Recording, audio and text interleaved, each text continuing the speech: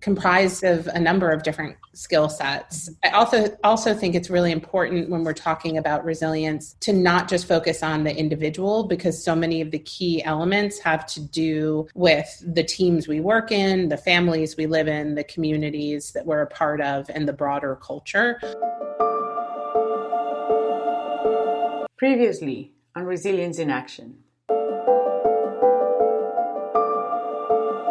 But when we work together with others, the interpersonal elements of how we can support or undermine one another is critical for the unit of functioning of how resilient are we as a group. I think even at the team level, one of the foundations we need to be attentive to is self-awareness. From Prospera Labs, this is Resilience in Action. The story of how to unpack the ultimate superpower when it comes to adapting to a fast-changing environment. The story of how to bounce back stronger and stay away from digging yourself into a deeper hole. A story told from multiple perspectives, one angle at a time and over the course of this season. I am Gabriela Enrique. We are at episode 3. You probably heard episodes 1 and 2 because you received an email from me, or through our website at prosperalabs.org. Or maybe you came across it on social media. But if you haven't, stop. Go back to the beginning. We are telling this story in order. The story of how to unlock the power of resilience. So, to pick up where we left off, in the last episode, you heard about the importance of moving past self-criticism and negative self-talk. Though being critical towards ourselves may feel like it could motivate us to do better, nothing could be further from the truth. Negative self-talk doesn't help us and can actually make things worse. We also learned that ultimately self-criticism compromises our goals and undermines our pursuits, whether they are health-related, personal, or professional. By the end of this episode, you will have a better sense of how to use resilience in action. And by resilience in action, I mean on the trenches.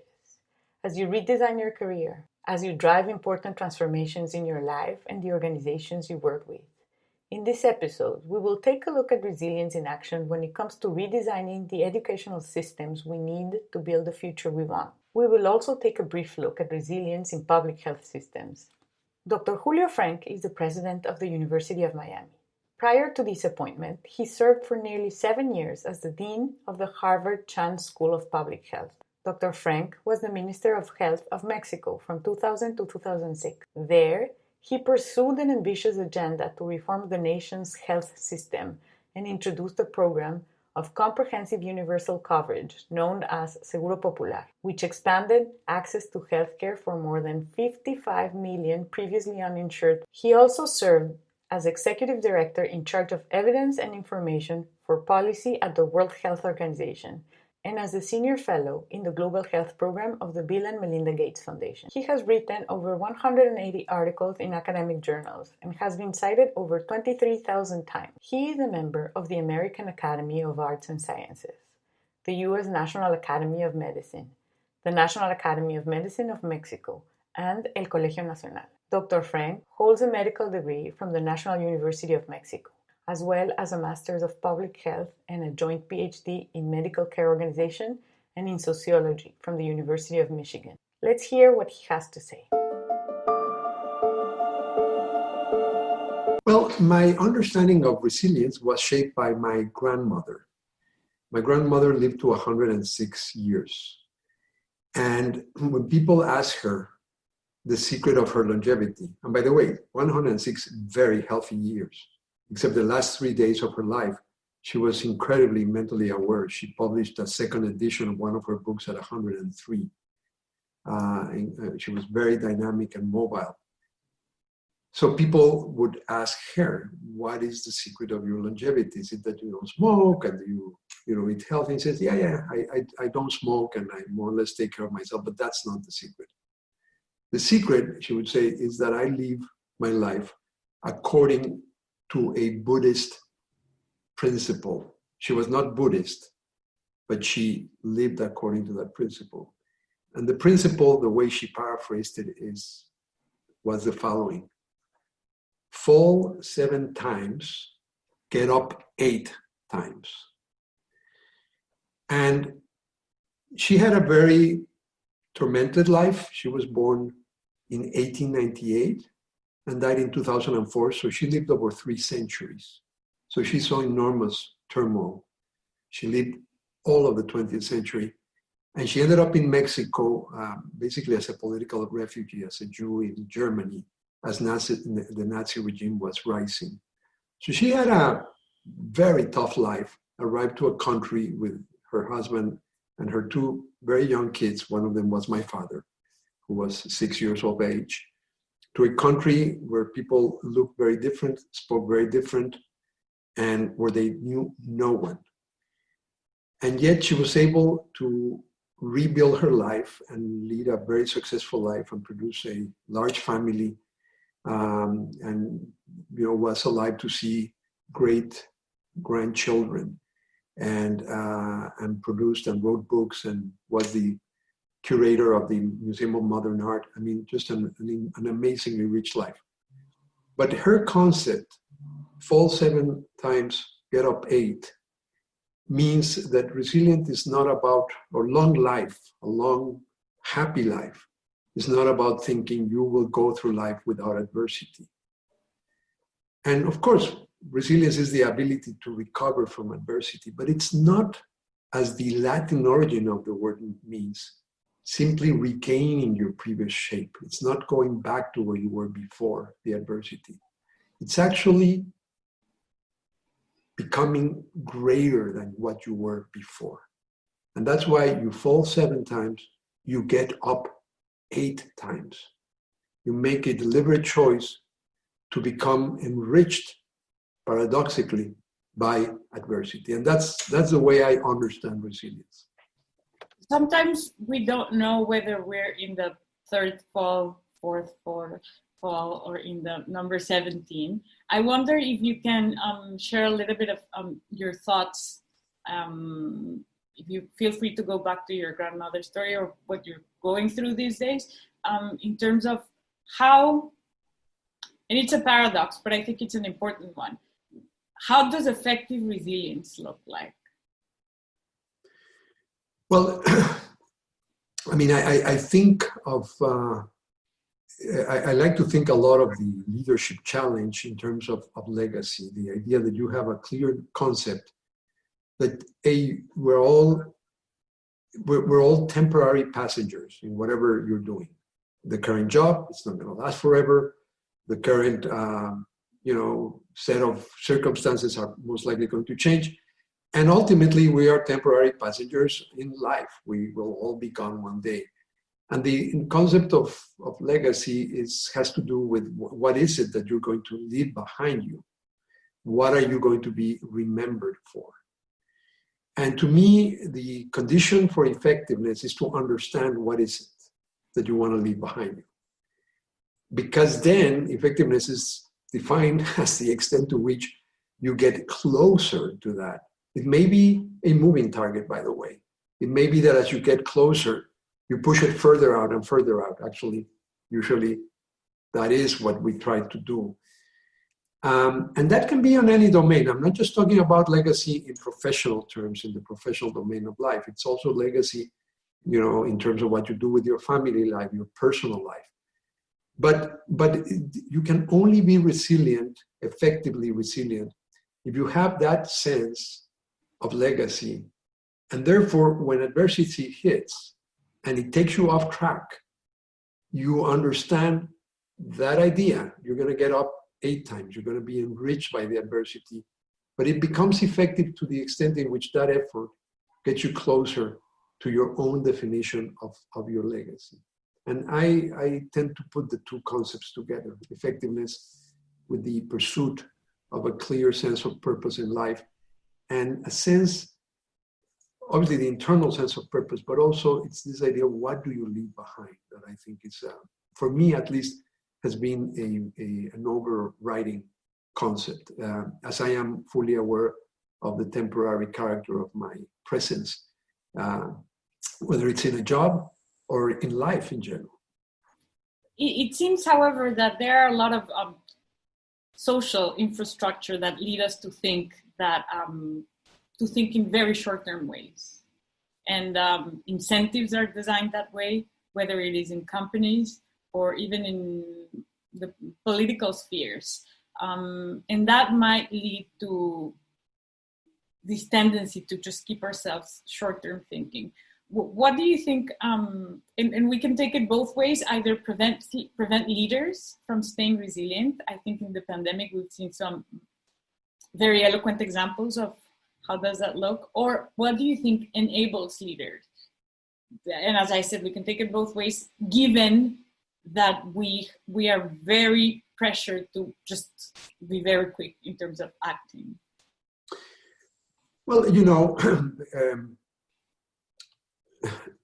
there was a famous president in Mexico who coined an idea. When asked similar questions, he said this was, many decades ago. But he said, long sight, have your sight on something like short steps. You take steps, but you know where you're heading. You have a long-term vision, and you are taking steps. And what happens, for example, with the pandemic is it suddenly disrupts that. The idea that the steps are a set of orderly progression of steps towards a predefined long-term vision seldom plays out like that. Sometimes it's dramatically disrupted, as we're seeing with this dramatic, and it's not just, by the way, the pandemic, it's the confluence of at least three major crises. It's the public health crisis of the coronavirus and the disease and death that it's producing. It is the accompanying or resulting economic crisis as a result of the response. And then there's this societal and political crisis that's accompanying, and very notably in the United States with the resurgence of the Black Lives Matter movement. But I think it's a more global phenomenon. And the three feed on each other and interact with each other. And I don't think the pandemic has been in itself an agent of change, but it has accelerated certain trends that were already in the works, and the pandemic has greatly accelerated the pace of change. And there are many, many, many examples. If you look at what happened in my field of higher education, we were already moving towards hybrid models and a much more dynamic conception of what instruction looks like. The pandemic forced on universities that are notoriously reluctant to change quickly, forced upon us the need to accelerate. So sometimes there's that disruption. So you need to redefine that set of incentives and rewards, where if you're just looking at after the short term, the quarterly results, you are not ready for situations that suddenly take you out of the scripted pathway that you thought you were going to follow with the short-term orderly succession of short-term accomplishments. And you need to simply embrace the acceleration of change and be nimble in your capacity to adapt. The other thing that the pandemic illustrates is the need for adaptability, which is a dimension of resilience. But one thing that many leaders don't like is to be facing situations where they really have very little control. If you look at the drivers of the pandemic, I'm leading a medium-sized university. I need to make a lot of decisions. And it's unnerving to know that the circumstances are changing as a result of situations over which I don't have any control. Policy making by government officials, the timing of the opening, which, was clearly from a strictly public health point of view, which is my field, premature. We had no control on that. The behavior of other people deciding, for example, not to wear face covers or to behave in a reckless manner or a risky manner. You don't have any control. So understanding that there are times when, much as people in leadership positions tend to either think they have or actually have control over at least most of the determinants of what happens in their organization, that there are times when there are forces over which you will have no control, and learning, first of all, how to scan them, how to anticipate them, how to understand that you do not have control, and therefore learning how to become much more adaptive and nimble and be able to switch, as we have seen with the volatility that has accompanied the pandemic. So those are all, to me, crucial ingredients of effectiveness. But in that turbulent context of volatility, lack of control, rapid change, if you don't have clear what is that sense of legacy, you are going to get lost. It's like being in a sandstorm. You're suddenly blinded by forces that you do not control, maybe you don't fully understand, and then you really lost your way. So the guiding element in then making decisions in that sort of environment is to have that notion of legacy very clear in your mind.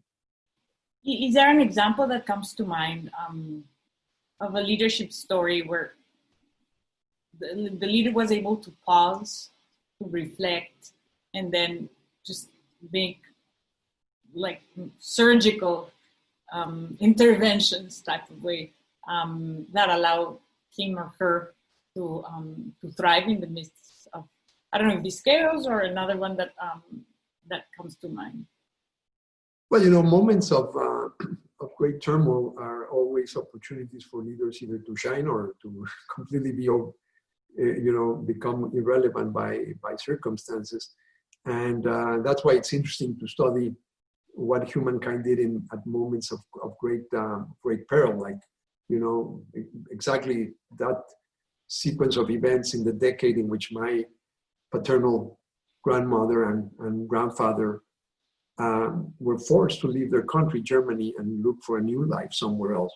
Those decades of the, emergence of totalitarian regimes with little regard for the rights of others and a mindset of defining others and excluding, a lot of which, by the way, and in a troubling way, are actually making a comeback. A lot of that mindset, not the exact same thing, because history doesn't really repeat itself, but a lot of the syndromes are there, and we need to be extremely vigilant about learning the lessons from what happened. But that's where you see leaders understanding that they had to pivot at some point. And I think it's a gesture or a symptom of effective leadership to understand when, whatever you had charted as the way to confront an emergency has stopped working, and you really need to make an adjustment. And we have seen little of that right now in the pandemic among some political leaders. In fact, just to make it more current, when you look around the world and you see that some countries have done much better than others, an interesting element is the countries that were able to quickly respond to the uncertainty. Remember, every time there's a pandemic, there's by definition uncertainty, because by definition, these pandemics represent a pandemic by a new virus, a novel virus as we call them, is by definition fraught with uncertainty, because it's the first time that humans have encountered that disease agent. We have never had experience. Therefore, uncertainty is the intrinsic defining characteristic of that emergency. Not all emergencies have uncertainty, or the range of uncertainty is much narrower. I live in Miami, we get hurricanes. There is some uncertainty, but we have narrowed that uncertainty. You're facing a novel virus. You don't know how rapidly it's going to mutate, how serious it's going to be, how contagious, until it starts evolving. And I see leaders who, political leaders here I'm talking about, who understood that, were able to follow the evidence, to listen to the experts, and then pivot quickly and adapt. And you see that in New Zealand, you see that in Germany, you see that in Norway, in Taiwan. By the way, all the examples I have given, the interesting commonality is that all of them, the top political leader is a woman. And I do think that one of the good things of these pandemics is, I hope it will put to rest forever the myth that women cannot lead effectively. The best examples here have been by women. And we can speculate why that is, but it is an association. I'm not saying this is a cause and effect relationship, but there is certainly that association. On the other hand, you see men, mostly, typically populist leaders, and they're all over the world, from Russia to Turkey to the United States to Mexico, my own country, to Brazil and Nicaragua, where in the face of the initial uncertainty, the reaction was to minimize the size or the magnitude of the threat, to say it's not going to happen, to not listen to experts, and to react and recognize that you were in the wrong pathway because you had refused to listen to the science at the outset, and a long delay in actually rectifying until there was no choice but to actually change the strategy. And that was done reluctantly. And then we saw, a haste to quickly try to go to the previous stage. Again, disregarding the scientific evidence. And those are the countries that have done the worst. So, when we do the full analysis, I think this is going to be one of the case studies of different styles of leadership. And I think we'll learn a lot. But that ability to understand where your strategy, even as you deal with a rapidly evolving situation where you do not have control of a lot of the variables, when you're wrong, and then pivoting, that to me is an essential characteristic of leadership. Some people in leadership positions feel that acknowledging that you have to change the strategy is a sign of weakness. And on the contrary, I think it is actually a sign of strength to have the presence of mind to say, we're going the wrong way. We gotta change course. And so that is something that I think this pandemic will give a lot to write and reflect on. Now going into the mythical aspect of resilience, you've touched a lot on certain aspects that I think hold us back in terms of our capacity to evolve, to adapt, to grow and thrive. I wonder if, and feel free to go in whatever direction makes sense to you, if you can think of the few myths that you believe are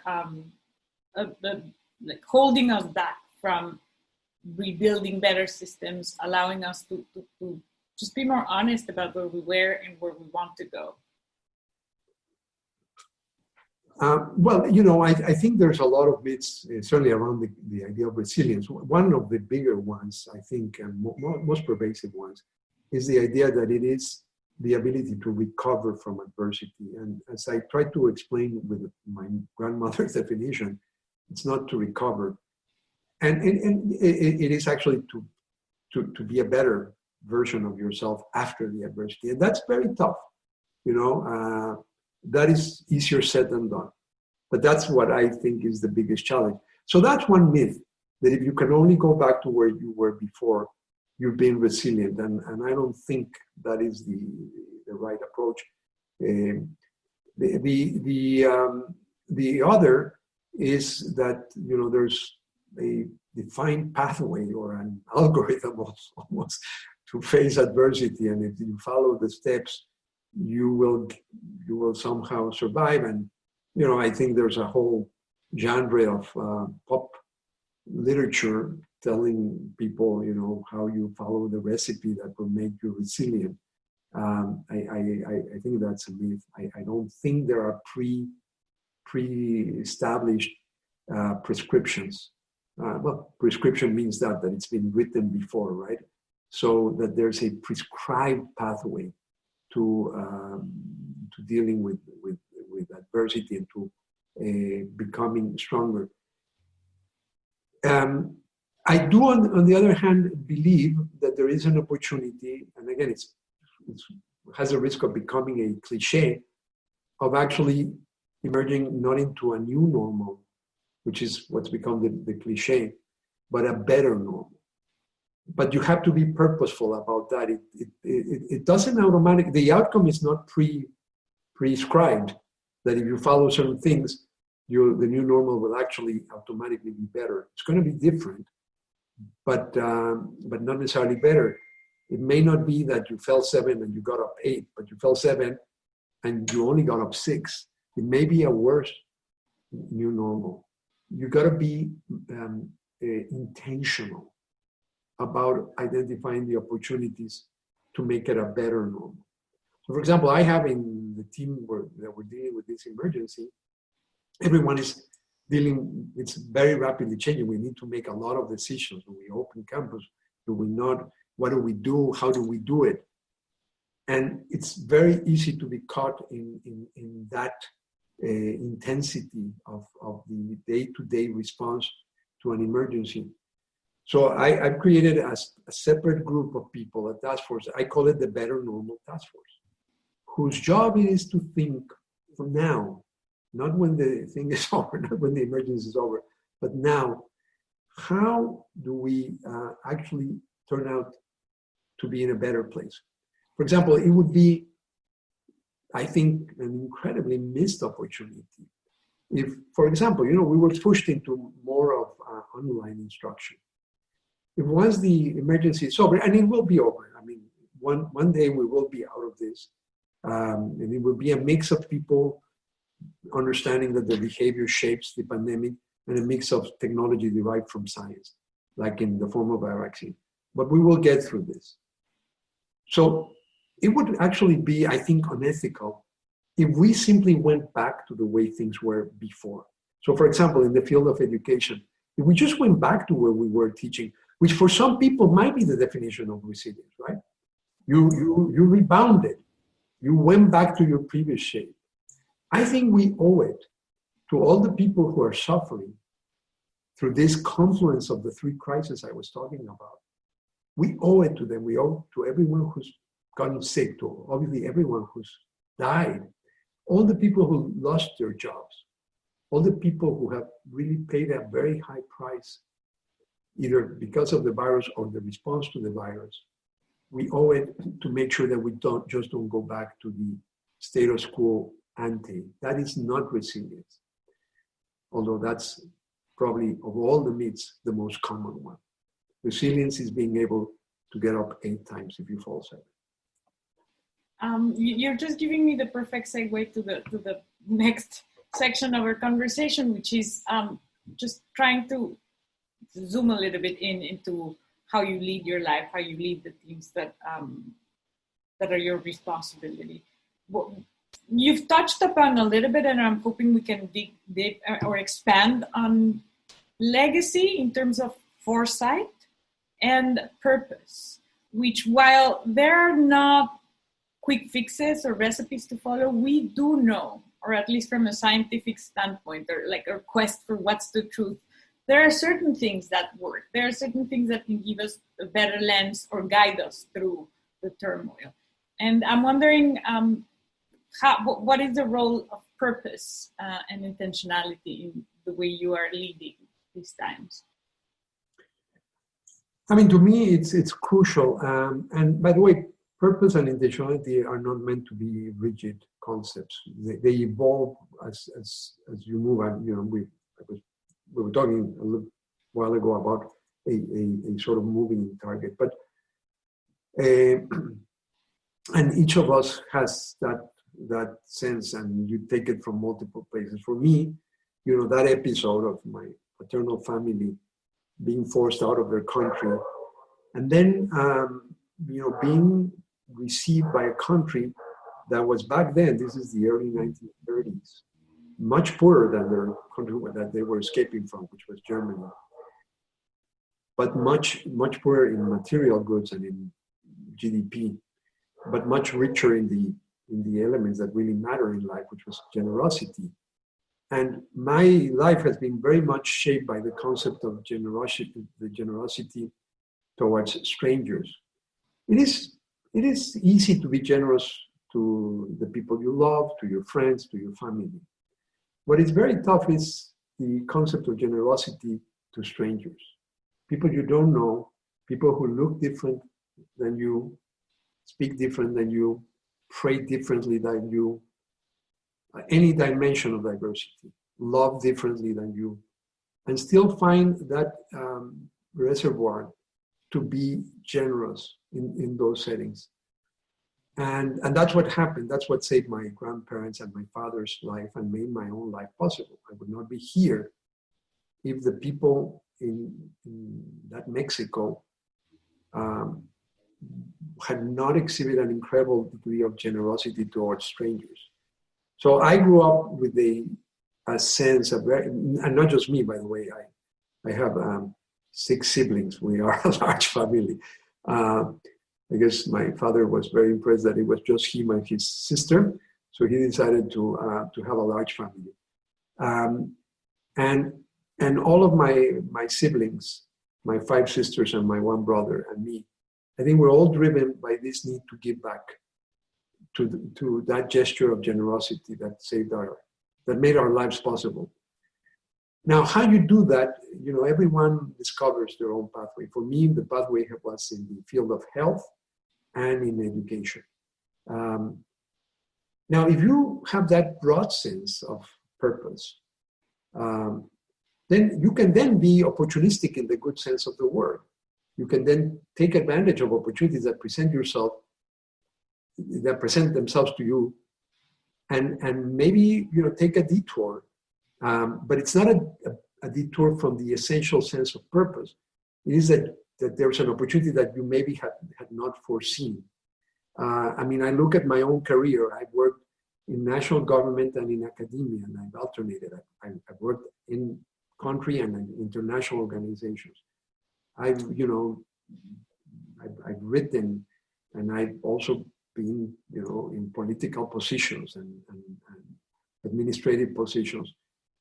And people say, it's a very disjointed career path. Do they say that to you?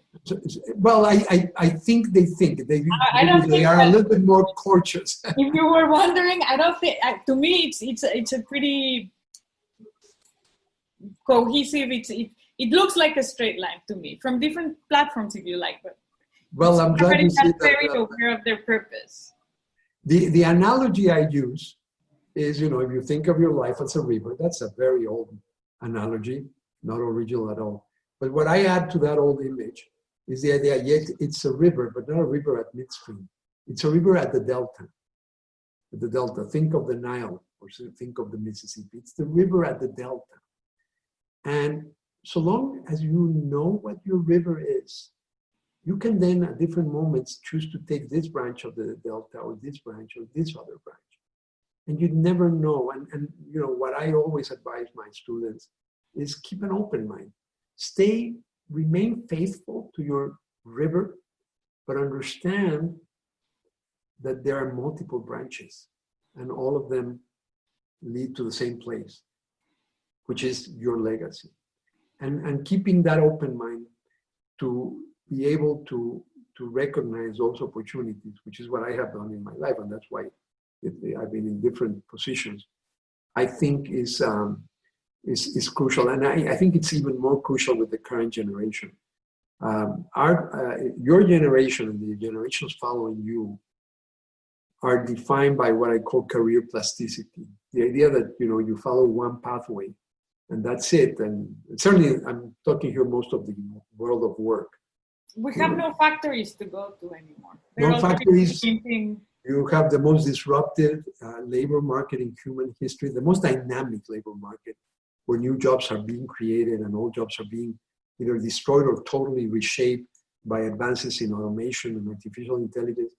And for me, for example, as president of a university, that has forced me to undertake what I think is the most important part of our strategic plan, which is to totally rethink how universities should be dealing with that reality and take advantage of new insights into cognitive science on our understanding of how people, and particularly young adults, which is the people we deal with, how people learn, and also new technologies. And it's the confluence of those advances in our understanding of how humans learn, new technologies in simulation, in highly interactive virtual platforms, in mixed reality, and then finally the objective need outside of the university that graduates are graduating into this hyper-dynamic labor market where plasticity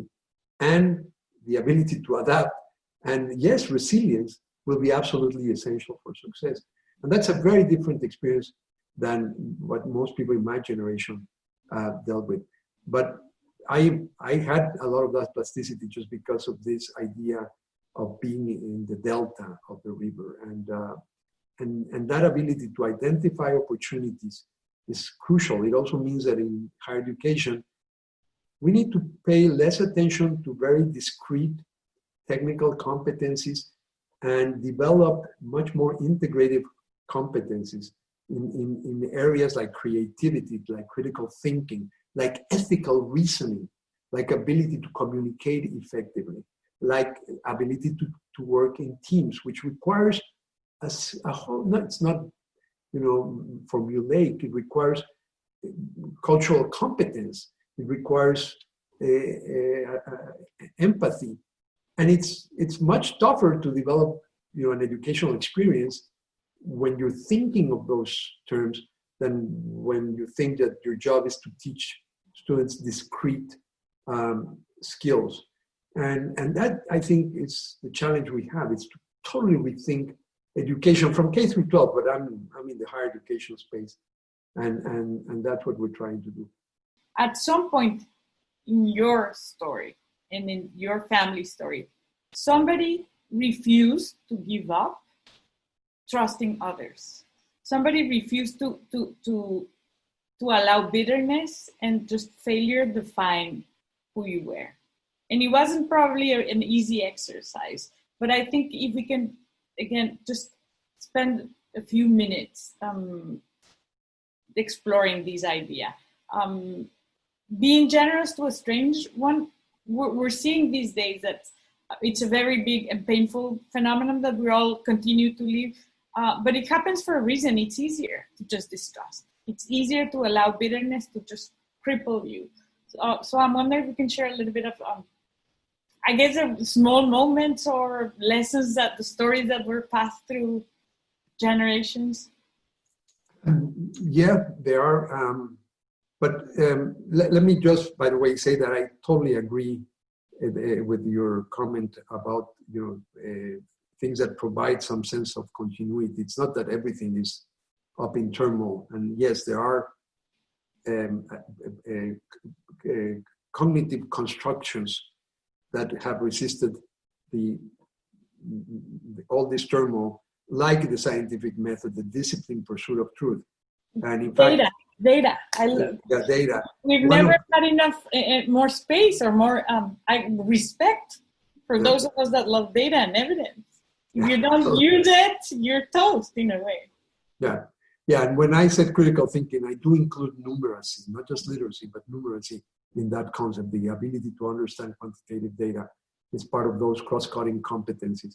And then the disciplined pursuit of truth and the strong belief that there are objective criteria by which you judge the truth content of a statement. Because otherwise we're in the world of post-truth politics and alternative facts and all of that, which is incredibly corrosive. And it does lead to the other part of your question. I mean, one of the things that I find very disturbing of, just what's happened in the last, in the current decade,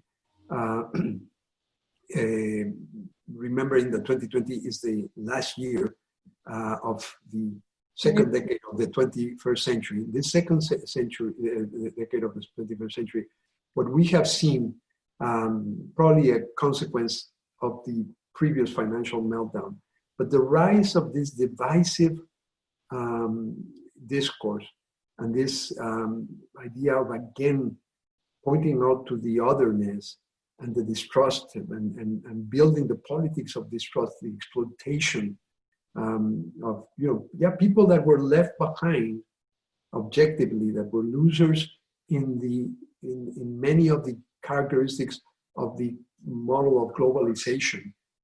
And instead of, doing what great political leaders do, which is to bring people together at a moment of crisis, we have found this new brand of politics that emphasizes the differences and builds on mistrust. And by the way, it's politicians that have exhibited those traits that have done particularly bad in leading their countries out of the crisis. But yeah, I think the notion of being able to be generous to strangers is something that you need to cultivate. And it is a big part of the educational system. And particularly at these times when you do see those political currents, I'm really worried that some politicians would use the crisis to underscore the need to isolate, to again define the otherness, and think that by closing in on yourselves, you will be safer. It never works like that. Actually, you're less safe in that mindset, I believe, that when you're open. But openness requires an ability to exhibit those traits, and it requires the deliberate, intentional cultivation of trust. And that's, again, a very, very complex. It's much easier to be effective in the short term through a divisive discourse that pits the others and creates categories of people. Trust is built when you stop categorizing people and you look at and this, by the way, has nothing to do with not recognizing that there are identities and that people, but we need to learn to embrace our multiple identities. We all have multiple identities, and we need to embrace that inner diversity and then learn or unlearn the idea that you group people in pre-established categories, and then you somehow either have an implicit bias or you make it actually explicit, and then you become, you use politics to either exclude, discriminate against, or in the worst case, persecute and exterminate those that are different. That pathway, we know where it leads. It leads to a very ugly place. And I think I never thought that in my lifetime I would see the resurgence of some of those forces. And I think we need to be very deliberate to make sure that we learn those lessons and we go in the pathway of mindfully intentionally cultivating trust and embrace of difference, including our own inner diversity. I wonder if you can share a little bit more of how you do this and how was it done throughout your life. And I find it especially relevant for one reason. You have a background in public health. And if there is something that I think it's crucial in terms of the revolution that needs to take place in public health system is this tendency to categorize people by diagnosis. Okay, these are their symptoms, this is the acute problem, and we're treating the acute problem, and then all the chronic illnesses, like probably we have no system to deal with them because we're talking about like one organ and just dividing. So I find it truly humbling and impressive that you find yourself so comfortable, even though there were many forces that could have led you to just categorize. This is the different, what's in it for me, I'm just here to survive. At some point, we all feel this way.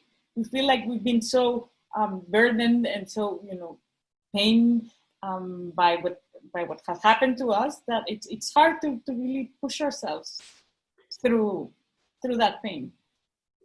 Yeah, well, a system that's designed to categorize by pain and diagnosis. Now that is mostly, my initial training is in medicine, and medicine does have that tendency to divide. And a lot of people have talked about, you need that analytical exercise where you divide reality into smaller pieces to be able to comprehend in depth. But then what we're not so good at is the return movement towards putting things together. It's integrating knowledge from multiple sources. Public health is different than clinical medicine, because although you also categorize problems, but you deal with a very strong sense of neutrality. In public health, you need to you can only operate with trust. And again, I think the pandemic is a great example. You said a minute ago, how do you not give up? And I have spent literally every moment of the day and the night trying to make an evidence-informed decision on what to do in the fall, given that because of the premature reopening of the economy and the fact that a lot of people took very risky behaviors, we had this new surge. And I'm in one of the hot spots. And I don't feel that way, Julio. yeah, it is a complicated thing. And at some point, a lot of people were saying, well, just, continue being online like you were in the spring. And I said, because you cannot trust how young people are going to behave. And I said, well, I refuse to give up on young people. And we've developed a very thoughtful, incredibly detailed set of protocols. Now, it's adapted to the needs of different people. Obviously, we're telling every student who has an underlying medical condition not to come back. We will offer a fully remote option that's very rich, and it would be a great educational experience. But if you have an underlying medical condition, you shouldn't come. And that's part of the idea of staying away from this binary thinking that you either open or close, which is what got us in trouble when we created this apparent conflict between restarting the economy or continuing to protect the health of people. Actually, both of those can work in tandem, and actually the same measures that help you with one help you with the other goal. So in our case, it would probably have been easier just to say, let's give up and tell students to just stay at home another 4 months. Of course. Then, And nobody would say anything anyway. Well, except the students. The students were telling us, we can't take it at one more semester. These are precious 4 years. It's a very short window. And students were saying, we can't take it. It was good. We did surveys. Many students were satisfied. The quality was reasonable. But it's not the same as the full educational experience, because you don't go just to universities to receive content from a teacher. You go to live an experience, especially the American model of the residential college experience. You only have one shot in your life. So the students were saying that. And so we determined that different people, instead of a binary choice, to be, I call it an adaptive and responsive strategy. It is adaptive exactly because a lot of the things are not under our control. Public policy is not under our control. The behavior of people outside of the university are not under our control. So we need to be adaptive. But the other is that it's responsive. It recognizes that different people have different needs. And you, by design, try to be responsive. But the point is, we should be given the choice to those who either have a pre-existing medical condition or just don't feel comfortable, because our tolerance to uncertainty varies, and we should respect that, to not come back. And about 25%, a quarter of the students, decided for a fully remote option. But for those who are coming back, it is not coming back to what it was before. It is a very different experience, and I won't give you all the details. It's incredibly detailed, the protocols are detailed. But it does require a sense of mutuality, of reciprocity. For example, we are making the use of face coverings mandatory.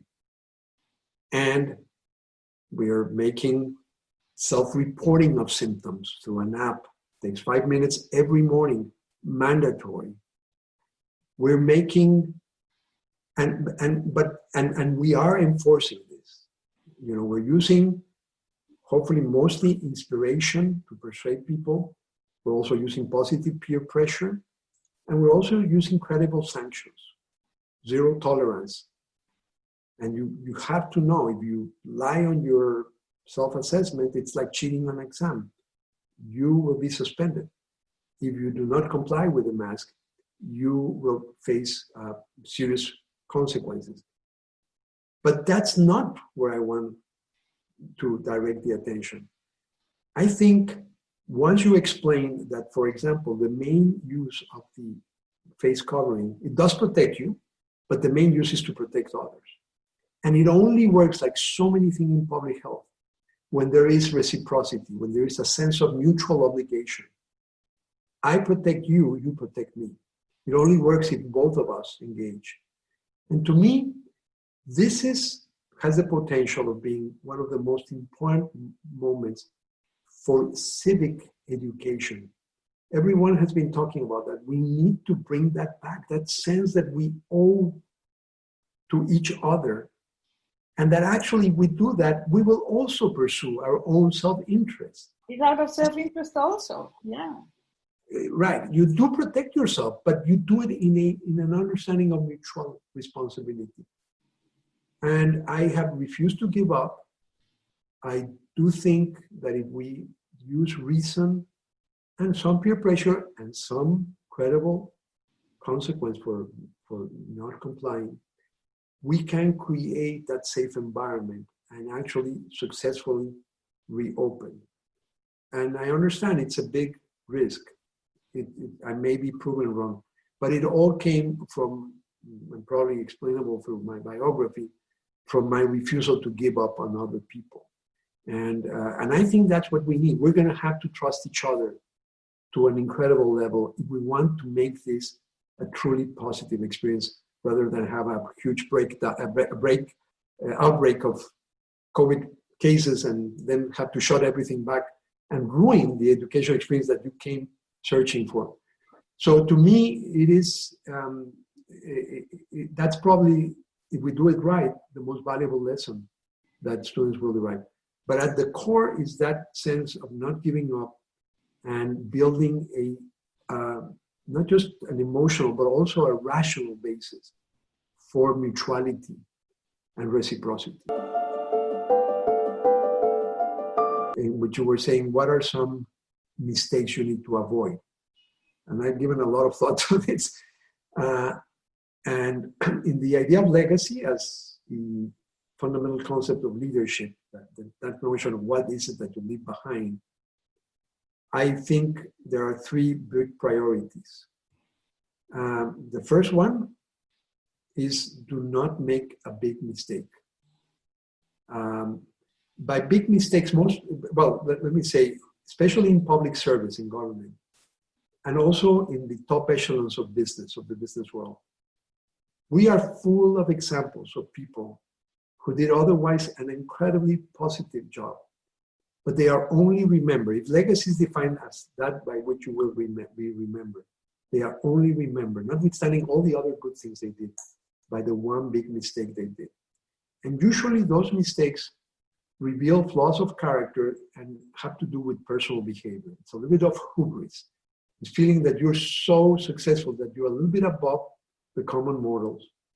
And it involves, acts of corruption, sexual misconduct, elements of human behavior where you actually thought you could get away with it.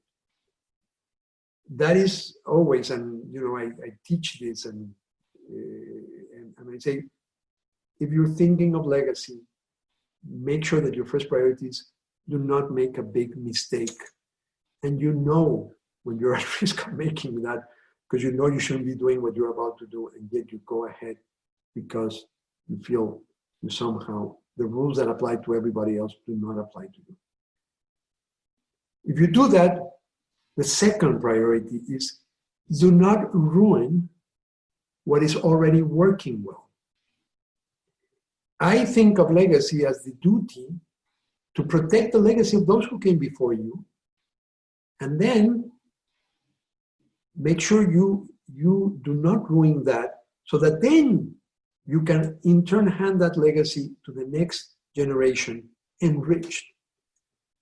But that temptation of saying everything was bad, I'm here to save the world, again, it's a flaw of character, I believe.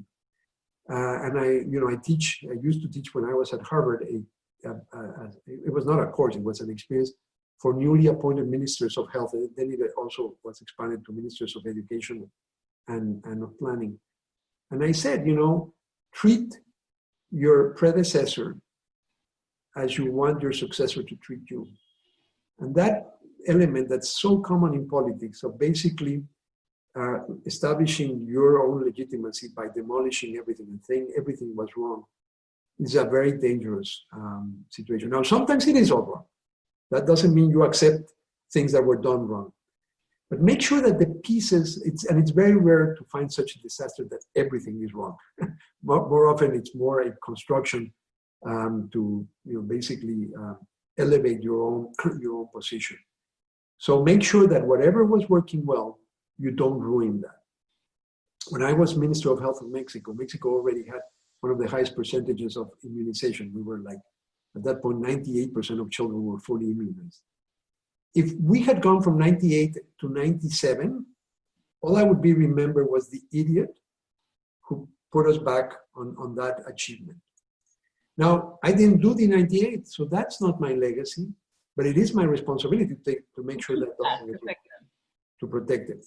If you do those two first steps, do not make a big mistake, do not ruin what already works, then focus totally on how you're going to enrich that. And understand that you're here just for a limited period of time. It may be the institution you're serving. It may be your whole life. We're all here for a limited period of time. Then say, how do I live this position or this life better than the way I found it? And that, to me, is the ultimate ethical duty of any leader.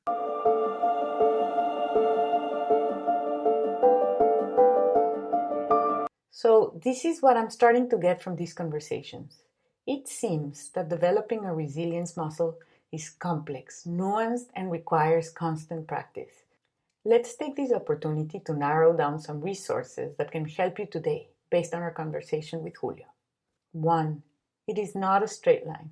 It is a roller coaster indeed, but it looks more like a delta. Take the opportunities that make sense to you, even if where they lead you may not seem as a straight line. 2. Keep in mind that you have endured struggles before. If you were able to survive and thrive in the past, chances are that you can do it again. 3. Reflect on the concept of mutuality. If I take care of you and you take care of me, we are all better off. Now, there is a small challenge to these guidelines. Like other good things in life, you actually have to do them for them to work and benefit your life. And that can be tough in reality, not just because it takes time, but because doing it well involves taking a hard look at yourself and your circumstances. But there is hope for all of us. Here is one easy first step for you. We are facilitating a new kind of program, Purpose in Action, which is like putting your own oxygen mask and getting a compass as you move forward. This free program will provide a surge of energy and clarity to lead through a tumultuous season.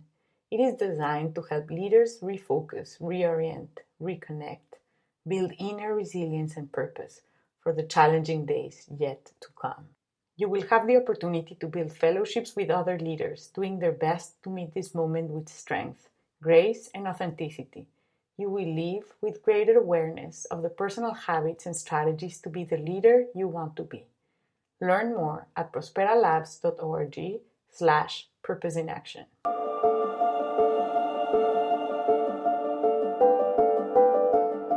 Coming up next on Resilience in Action.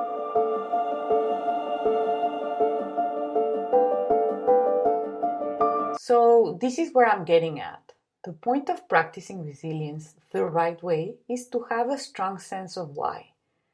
There is more to do. It's not going to be easy. There are going to be challenges along the way. There always are. In some cases, you take one step forward and 3 steps back.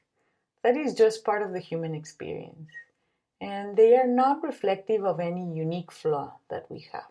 What I'm learning is that the point is not to eliminate suffering, but it is to find a sense of purpose that is so meaningful that the suffering becomes irrelevant. Speaking from my own experience, having a strong sense of why has allowed me to endure some real challenges. There are tools that work. What I'm learning is that no matter the crisis, we are never alone, and it's never hopeless. We are not uniquely flawed.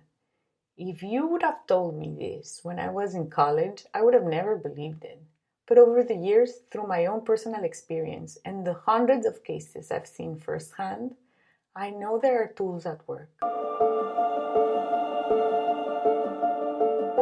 I want to close this episode by sharing something that I'm still pondering from my conversation with Julio. Resilience and refusing to give up on trusting others go together? Wait, what? Isn't resilience supposed to be about me and my superpowers? What do others have to do with anything? I'm not a detective, but I consider this a red flag. What I don't know is this a teeny tiny red flag, like maybe we got confused and so what? Or is this like a great big flapping in the breeze red flag? Like maybe there's something else hiding behind all this complexity around resilience. More next episode. Resilience in Action is produced by Paulina Ramos, Julie Chavez, and me. Emily Cohen is our production and operations manager. Maureen Villaseñor is our editorial advisor. Editing help from Nancy Fuentes. Fact-checking by Karina Fregoso. Our theme music is composed by Nick Sandler, scoring music by Nick, and by Mark Villanueva, who also mixed our programs. Our website, where you can listen to all our episodes for this season, ask questions, and sign up to get updates from our work, prosperalabs.org. Resilience in Action is a production of Prospera Labs, accelerating leadership across the globe. Thanks for listening. Until next time.